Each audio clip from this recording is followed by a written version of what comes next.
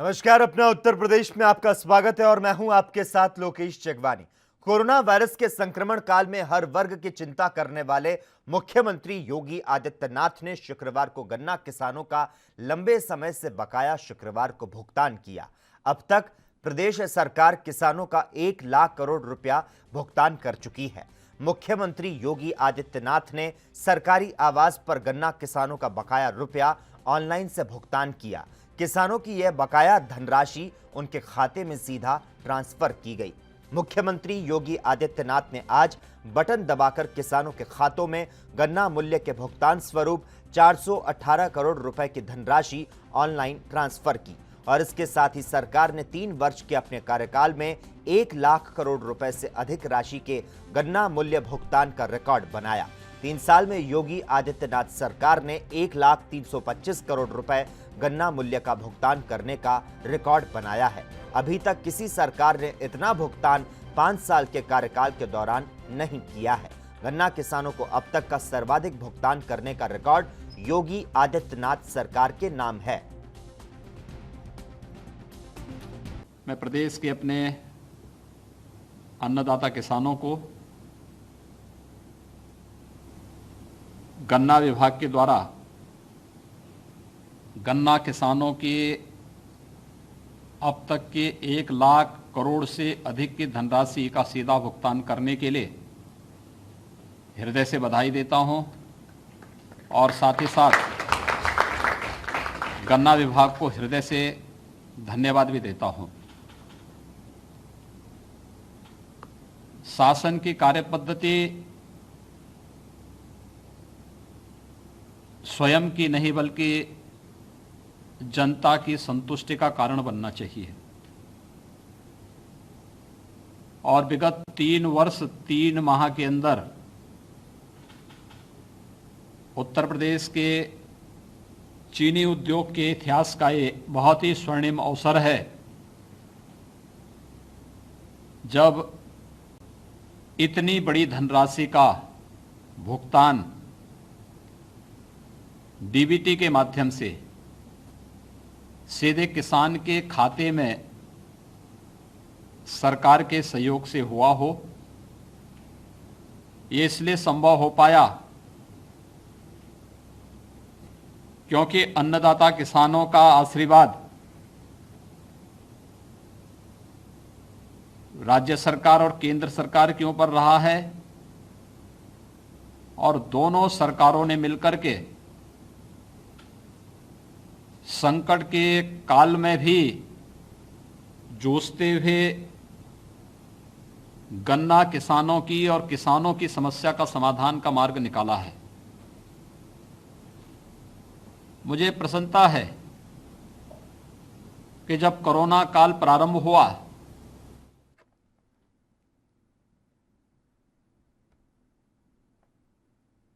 सूबे के मुख्यमंत्री योगी आदित्यनाथ ने टीम 11 की बैठक में अधिकारियों को निर्देश दिए कि राज्य में जून के अंत तक कोविड अस्पतालों में बिस्तरों की संख्या 1.5 लाख होनी चाहिए। तो साथ ही मुख्यमंत्री योगी ने 20 जून तक कोविड सैंपल टेस्टिंग क्षमता बढ़ाकर 20,000 प्रतिदिन करने के अधिकारियों को निर्देश दिए। मुख्यमंत्री योगी ने अधिकारियों से कहा कि कंटेनमेंट जोन में पूरी सख्ती बरतते हुए अनिवार्य रूप से सुनिश्चित करें कि लोगों को आवश्यक सुविधाओं की प्राप्ति में कोई असुविधा ना हो। सीएम ने कहा कि अधिकारी पब्लिक एड्रेस सिस्टम के माध्यम से लोगों को जागरूक करें। उन्होंने कहा कि लोगों को जागरूक करने के लिए पुलिस, पीआरवी 112 और प्रशासनिक मजिस्ट्रेट के वाहनों का प्रयोग किया जाए।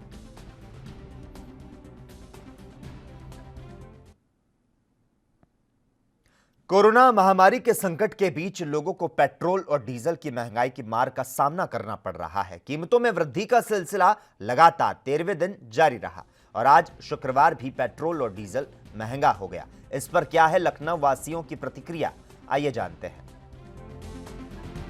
ये पेट्रोल का दाम जो है मिडिल क्लास लोगों की बड़ा दिक्कत होती है। हम लोग जैसे स्कूटर लेके ऑफिस आते हैं जाते हैं रेगुलर बेसिस में और लो कंजम्पशन फ्यूल मतलब कम फ्यूल यूज़ करने वाले, मगर यहाँ पे अगर पेट्रोल का दाम बढ़ जाते तो डेली लाइफ चलाने के लिए दिक्कत हो जाती है। क्या लगता है कितना फर्क पड़ेगा, क्योंकि इतने दिन से सब मार्केट में बनता, पेट्रोल का दाम बढ़ रहा है तो और चीज़ें महंगी होती जाएंगी, जहाँ मार्केट खुद भी नहीं रहा है पूरी तरीके से, और इससे कितना फर्क पड़ेगा? फ़र्क तो पड़ता है डेली लाइफ में, क्योंकि अर्निंग जिनकी कम होती है तो उनकी तो लाइफ में बहुत फ़र्क होती है। जो डेली अर्निंग वाले लोग हैं उनके ऊपर तो बहुत ज़्यादा फ़र्क पड़ते हैं। विभोर श्रीवास्तव। वो जी रोज़ देखा जा रहा है कि कई दिन से 10 दिन से ज़्यादा हो गए, रोज़ पेट्रोल और डीजल के दाम में बढ़ोतरी हो रही है। क्या रिएक्शन है आपका इस पे? रिएक्शन क्या है, मतलब कोई टोटली अनसर्टन रहता है, तो मतलब क्वाइट इतने फ्रीक्वेंट चेंजेस नहीं होने चाहिए। जो देखा जा रहा है कि मतलब लगभग 2 महीने के बाद मार्केट खुला है और फिर इतने ज़्यादा रेट में फ्लक्चुएशन हो रहा है, कितना इम्पैक्ट पड़ेगा? क्योंकि अभी तमाम बिजनेसेस हैं जो शुरू भी नहीं हुए हैं, उन पर क्या इफेक्ट पड़ेगा पेट्रोल और डीजल के दाम बढ़ जाएंगे? इन दाम बढ़ने पे निश्चित है कॉस्टिंग पे इम्पैक्ट आएगा, और कॉस्टिंग का impact at the end of the customer पे ही जाता है, जो भी कंज्यूमर होता है उस चीज़ का। तो अल्टीमेट सफरर तो कंज्यूमर ही होगा ना। तो कंपनीज तो अपने प्राइस हाइक करके अपने प्रॉफिट को मेंटेन कर लेगी, बट कंज्यूमर तो at the end of the sufferer रहेगा ही। रितिका। आज देखा जा रहा है 10 से 12 दिन हो गए रोज़ पेट्रोल और डीजल के दाम में बढ़ोतरी हो रही है। क्या लग रहा है कि मतलब लॉकडाउन के मार्केट अब खुला है लेकिन फिर ये बढ़ोतरी हो रही है? अभी आई थिंक थोड़ा टाइम लगेगा एडजस्ट होने में, क्योंकि हम एक ऐसे लॉकडाउन पीरियड से आ रहे जो इंडिया में आना बहुत मुश्किल था, तो आई थिंक थोड़ा टाइम लगेगा। We should adjust with the situation, क्योंकि बस एडजस्ट करके ही अभी चलना हमें लगता है सही रहेगा। तो थोड़ा सा एडजस्ट और कॉम्प्रोमाइज़ करके चलेंगे तो ज़्यादा सही क्या रहेगा। दिक्कतों का सामना करना पड़ सकता है? क्योंकि लगभग 2 महीने के बाद मार्केट खुला है, कई लोगों का बिजनेस भी नहीं शुरू हुआ और ऊपर से फिर पेट्रोल के जो दाम में बढ़ोतरी हो रही है। काफ़ी प्रॉब्लम्स है हमने, मतलब एक कॉमन एक मिडिल क्लास मैन को तो काफ़ी दिक्कतों से मतलब फेस करना पड़ेगा यही दाम की वजह से, या एजुकेशन हो गया या जॉब एंड सबकी वजह से हम लोग को फेस तो बहुत करना पड़ेगा, मिडिल क्लास पीपल को स्पेशली। तो आई थिंक हाँ, फेस तो हम लोग को अभी बहुत करना पड़ेगा। सूबे के बहुचर्चित 69,000 शिक्षकों की भर्ती के मामले में अब तक 11 लोग गिरफ्तार हुए हैं, तो वहीं मुख्य आरोपी अभी भी फरार है। मामले के खुलासे के लिए गठित टीम लगातार दबिश दे रही है, तो वहीं स्पेशल टास्क फोर्स कई ठिकानों पर दबिश दे चुकी है। फरार चल रहे मोस्ट वांटेड स्कूल प्रबंधक चंद्रमा यादव की अब तक गिरफ्तारी नहीं हो सकी। स्पेशल टास्क फोर्स लगातार गिरफ्तारी के लिए दबिश देने का दावा कर रही है। फिलहाल अभी तक अभियुक्त गिरफ्त में नहीं आया और इसको लेकर एसटीएफ की कार्यशैली पर सवाल उठने लगे हैं।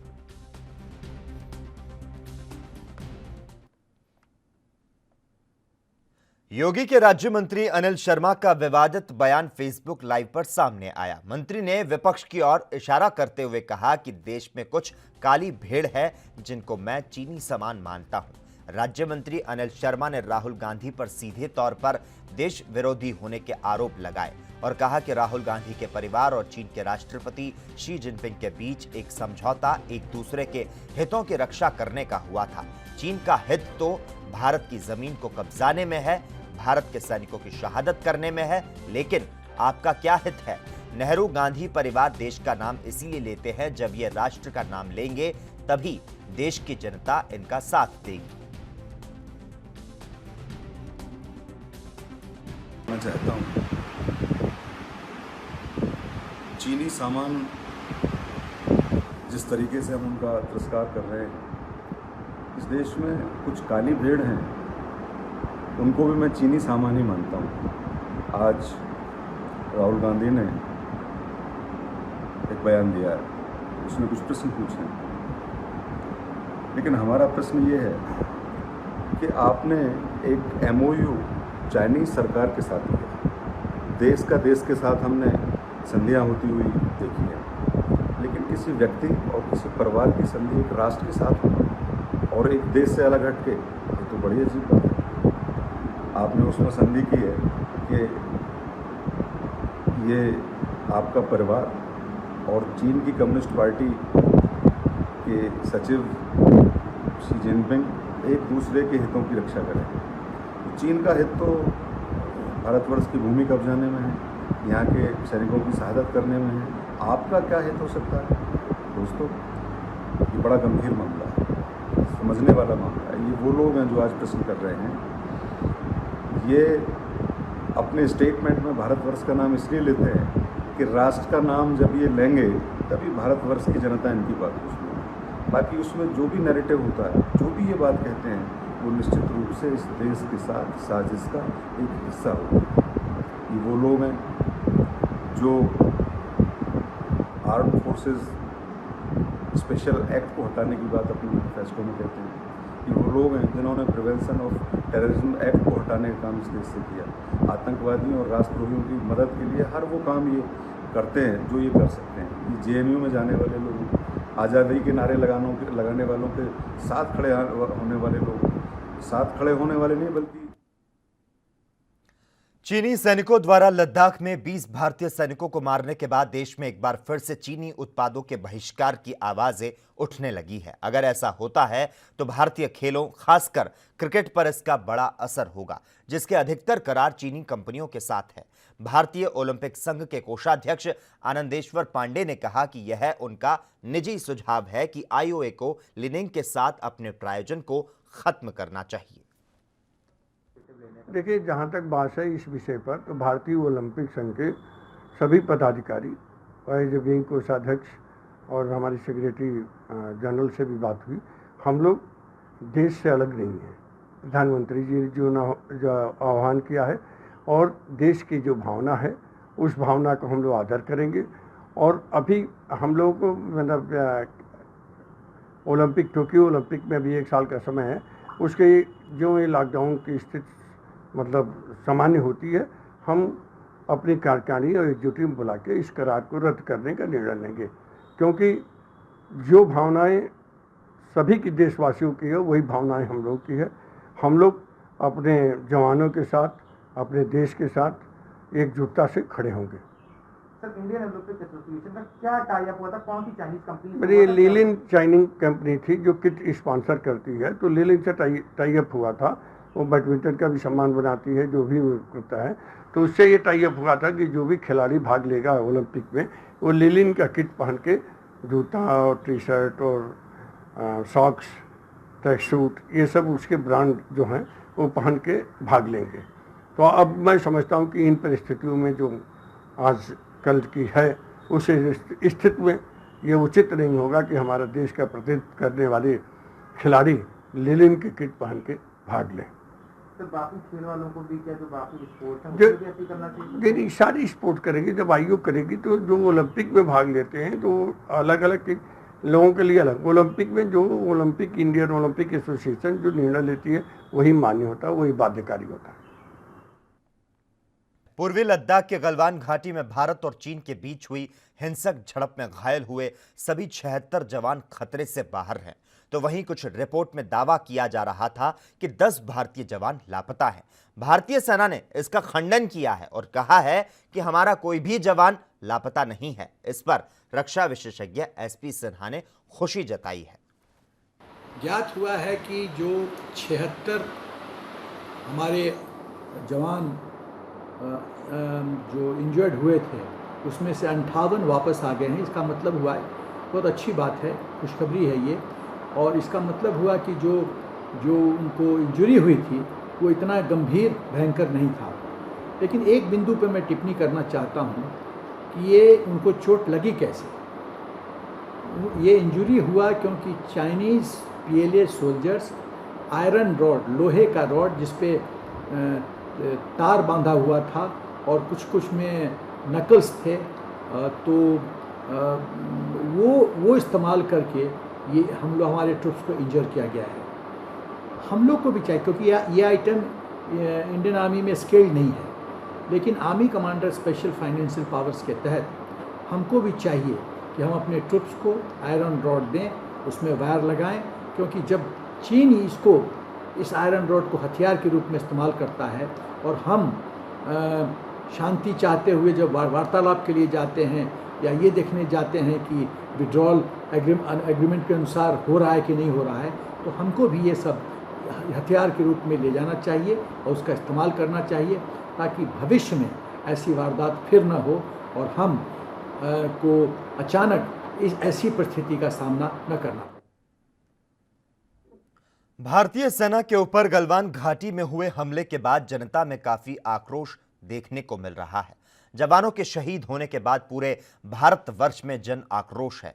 दरअसल बीते दिनों चीन की सेना ने भारतीय सेना पर हमला किया था। हमले में भारत के 20 वीर जवान शहीद हो गए थे। आज जवानों की शहादत को लेकर इस्लामिक सेंटर ऑफ इंडिया में चीन के खिलाफ विरोध प्रदर्शन किया गया और इस दौरान चीनी वस्तुओं को बैन करने की मांग की गई।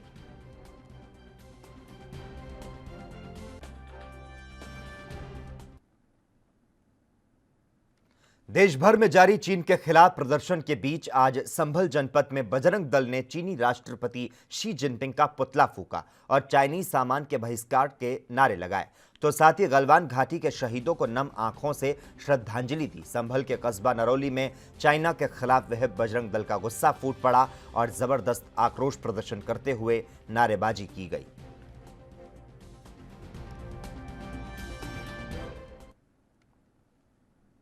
गलवान घाटी में चीनी सैनिकों के साथ संघर्ष के दौरान शहीद रीवा के दीपक कुमार को प्रयागराज स्थित मुख्यालय पूर्व यूपी और एमपी सब एरिया के मिलिट्री हॉस्पिटल में शुक्रवार सुबह श्रद्धांजलि दी गई। मुख्यालय के general officer commanding major general IM Lamba ने सलामी के बीच पुष्प चक्र अर्पित किया। इसके बाद वीर गति को प्राप्त दीपक कुमार का पार्थिव शरीर उनके घर फकरन रीवा के लिए रवाना किया गया। आपको बता दें, दीपक कुमार 15 जून को लद्दाख इलाके में चीन की सीमा पर देश की सीमाओं की चीनी सेना से रक्षा करते हुए वीर गति को प्राप्त हुए थे। सेना उनके बलिदान पर गर्व करती है। अभी अभी हमने नायक दीपक सिंह, जो कि रीवा डिस्ट्रिक्ट के रहने वाले हैं, उनके मॉर्टल रिमेन्स को श्रद्धांजलि अर्पित की है। यहाँ पर उनकी पार्थिव शरीर को कल रात को लाया गया एयरफोर्स के AN-32 एयरक्राफ्ट से और यहाँ पे मिलिट्री हॉस्पिटल प्रयागराज में रखा गया था। अभी सुबह 9 बजे सब area commander major general Lamba और अन्य आर्मी के अधिकारियों ने अपने श्रद्धांजलि अर्पित करी और उसके बाद अब पार्थिव शरीर को एम्बुलेंस में और आर्मी ऑफिसर्स एस्कॉर्ट के साथ रीवा ले जाए। सीतामढ़ी और चीनी गतिविधियों के मद्देनजर बलरामपुर जिले की सीमा पर चौकसी को बढ़ा दिया गया है। सीमावर्ती गांवों में खुफिया तंत्र को सक्रिय कर दिया गया है। यही नहीं, नेपाल की गतिविधियों पर नजर रखने के लिए प्रधानों के नंबरों पर फोन मिलाकर पल पल की जानकारी इकट्ठा की जा रही है। सशस्त्र सीमा बल सीमा की गतिविधियों पर नजर गड़ाए हुए हैं। फिलहाल सीमा पर आवागमन बंद है, बावजूद इसके जंगली रास्तों पर नजर रखी जा रही है ताकि कोई नेपाल से भारतीय सीमा में दाखिल ना हो सके। हालांकि कोरोना महामारी को लेकर नेपाल पहले ही अपनी सीमा को सील कर चुका है। भारतीय सीमा पर सटे नेपाल के लोग जिनकी रिश्तेदारी भारतीय गांव में है, उनके आने की संभावना बनी रहती है। इसीलिए चौकीदारों को सजग कर दिया गया, तो साथ ही जंगलवर्ती गांवों की पगडंडियों पर पुलिस कर्मियों का पहरा सख्त कर दिया गया है। हमारी जो है नेपाल से 254 किलोमीटर की सीमा लगती है।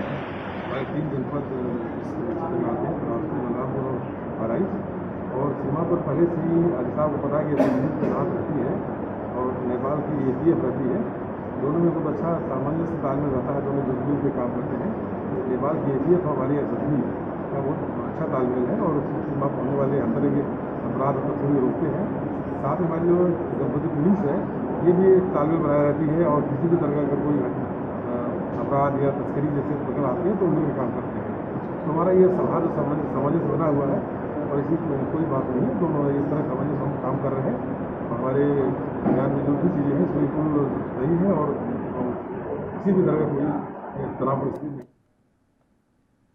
कांग्रेस के पूर्व अध्यक्ष राहुल गांधी का आज 50वां जन्मदिन है। गलवान घाटी में चीनी सैनिकों के साथ हुई हिंसक झड़प में 20 जवान शहीद हुए थे। इसीलिए राहुल गांधी इस बार अपना जन्मदिन नहीं मना रहे, लेकिन अलीगढ़ में कांग्रेसी कार्यकर्ताओं ने हवन पूजन करके राहुल गांधी के दीर्घायु होने की कामना की और इस दौरान कार्यकर्ताओं ने चीन निर्मित वस्तुओं के बहिष्कार का संकल्प लिया। शुक्रवार को राहुल गांधी के जन्मदिन पर युवा कांग्रेस द्वारा अचल ताल गुमटी पर विधि विधान के साथ महायज्ञ किया गया। यज्ञ में सोशल डिस्टेंसिंग का पालन करते हुए कार्यकर्ताओं को दूर दूर बैठाया गया और बाद में राहुल गांधी की तस्वीर पर टीका लगाकर उनकी आरती उतारी गई। कांग्रेसियों ने कहा कि यह महायज्ञ राहुल गांधी की लंबी आयु के लिए और देश का भावी प्रधानमंत्री बनाने के लिए है। यज्ञ के बाद कार्यकर्ताओं को कोरोना न्याय किट बांटी गई।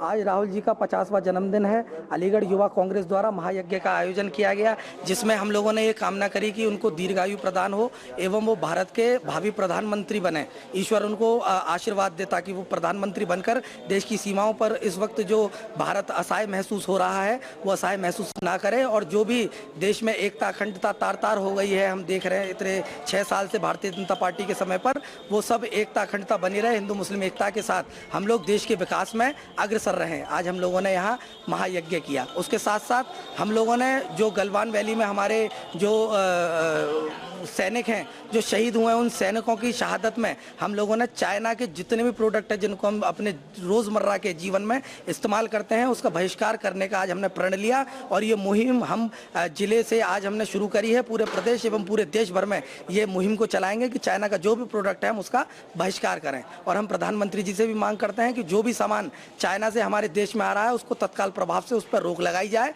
और चाइना को मुंह तोड़ जवाब दिया जाए। धन्यवाद। आज हमने राहुल जी की दीर्घ आयु के लिए उनके जन्मदिन के अवसर पर एक ये महायज्ञ रखा था और उनको भावी प्रधानमंत्री बनाया जाए, बने वो हिंदुस्तान के, उसकी कामना करी है। और उसके साथ साथ हमने कोरोना न्याय किट बनाई है, जिसके अंतर्गत हमने सैनिटाइज़र, मास्क, खाद्य पदार्थ, साबुन आदि चीज़ें रखी हैं जो कि हम गरीब लोगों तक पहुंचाना चाहते हैं उनके जन्मदिन के अवसर पर। और अब ये बांटना हम जिसकी शुरुआत करेंगे पूरे दिन बांटेंगे। अमेठी प्रशासन की लापरवाही के चलते भारतीय सेना का एक जवान दर दर की ठोकरें खाने को मजबूर है। दरअसल जमीन विवाद में दबंगों से प्रताड़ित होकर जवान न्याय के लिए सरकारी कार्यालयों के चक्कर काट काट कर थक चुका है। थक हार कर आज जवान सेना की वर्दी में अपनी पत्नी और बच्चों सहित अमेठी एसडीएम कार्यालय के सामने भूख हड़ताल पर बैठ गया। पीड़ित जवान जम्मू कश्मीर के राष्ट्रीय राइफल में पुंछ सेक्टर में तैनात है, तो वहीं कोई भी अधिकारी इस मामले में संज्ञान नहीं ले रहा है।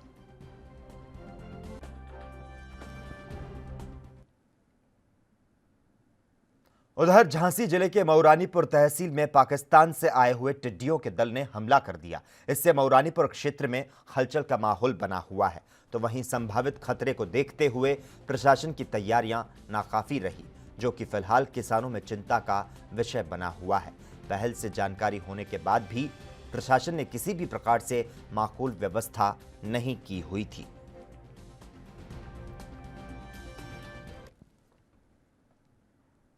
वहीं बुलंदशहर में क्वारंटाइन सेंटर में लोगों को समय से भोजन पानी नहीं दिया जा रहा। सेंटर की बदहाली का वीडियो सोशल मीडिया पर वायरल हो गया। वीडियो में लोग कहते सुनाई दे रहे हैं कि सुबह का नाश्ता और दोपहर का खाना नहीं दिया गया। वीडियो वायरल होने के बाद डीएम क्वारंटाइन सेंटर पहुंचे और जांच की तो शिकायत सही मिली, जिसके बाद मामले पर कार्रवाई करते हुए डीएम ने खाना वितरित करने वाली एजेंसी का कॉन्ट्रैक्ट कैंसिल कर दिया, तो साथ ही एफआईआर के भी आदेश दिए हैं। जांच में आए थे हम उस वाले मामले में, क्या निकले सर जांच क्या? देखिए, कल शाम में एक छोटा सा वीडियो वायरल हुआ था कुछ लोगों द्वारा, जिसमें कहा गया था कि यहाँ पे खाने अच्छे नहीं मिल रहे हैं। हालांकि वीडियो में 2 आदमी उधर से खाना लेके आ रहा है और वो बता रहा है कि 1 बज रहे हैं। फिर बताया गया कि खाना बहुत लेट है, 3 बज रहा है, नाश्ता नहीं दिया गया। तो उसमें बताया गया था कि सुबह नाश्ता मिला है, बट फिर भी। और इसी के साथ ही अपना उत्तर प्रदेश में इतना ही, लेकिन देश और दुनिया के तमाम अहम खबरों के लिए लगातार आप देखते रहिए ANB न्यूज़।